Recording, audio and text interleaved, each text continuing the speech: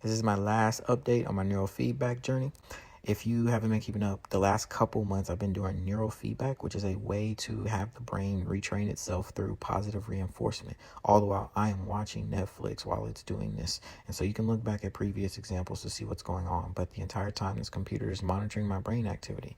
And every 5 sessions I was providing these updates on these negative symptoms that I experienced coming in. And here is gonna show kind of the results of what came out of it. So this is the brain maps comparing the first time to the last time that I got my brain mapped. And in the first, let's look at the top left, normalization. Normalization is the positive change in brain activity based off the neurofeedback experience. And so for me, 46% normalization. The average in change here after 20 sessions is about 25 to 34%. Exceeded that, which I'm extremely proud of. And then on the right, you see 29% reorganization. It was hard for me to really wrap my brain around what this meant, but in my head, it seems like soreness after a workout, like you're working a muscle, but the soreness is there, but it doesn't last forever. And so when I think of normalization, I think of true muscle growth versus reorganization, which is kind of soreness. That's just my words, so please don't take that as like the way that it is.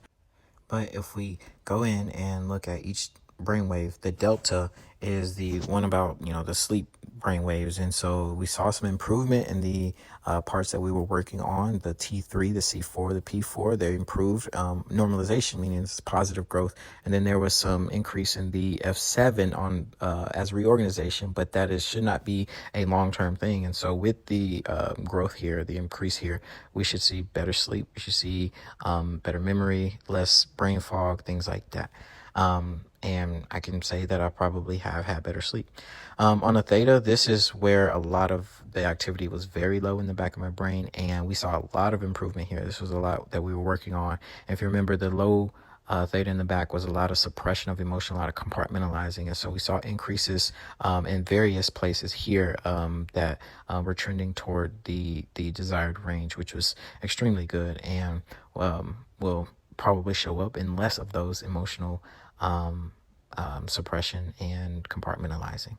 On the alpha, not much change here. There was some increased activity in places where there was less activity before, but it was all under reorganizing. And so more what I consider soreness in getting some of the other parts of my brain to activate in ways to help some of the more acute things that we were working on, mainly sleep. And so, yeah, this could be a possible place to revisit if I were to continue doing more sessions in the future. And then lastly, the beta waves, not much change here. Or there was positive change in the O2 in the back right quadrant of my brain in the occipital lobe. And that was the negative critic, the negative self-talk, and it is gotten to the desired range. There was a decrease in the T5, but it's under reorg, and so I'm not looking at it as a long-term change. And here we have the asymmetry comparison. So if you remember alpha, we want our alpha to be more right dominant, meaning the activity being more in the right side of our brain, whereas the beta, we want that to be more left dominant. And these play a role in anxiety and depression. And so with them trending toward on the left side is the initial, on the right side is the follow-up. They both increased in the right in the correct directions. And so what you would expect is a little bit less feeling like anxiety and depression with those trending in the positive direction. And then lastly, looking at the progress tracker. So every 5 sessions, I did a progress tracker on negative symptoms that I was feeling.